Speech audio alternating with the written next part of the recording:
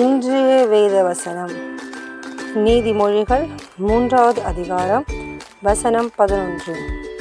என் மகனே, நீ கர்த்தருடைய சிட்சையை அற்பமாக எண்ணாதே, அவர் கடிந்து கொள்ளும்போது சோர்ந்து போகாதே. ஆமென்.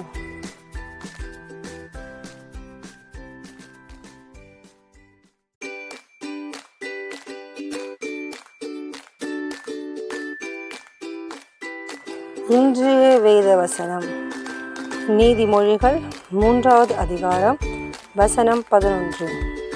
என் மகனே, நீ கர்த்தருடைய சிட்சையை அற்பமாக எண்ணாதே, அவர் கடிந்து கொள்ளும்போது சோர்ந்து போகாதே. ஆமென்.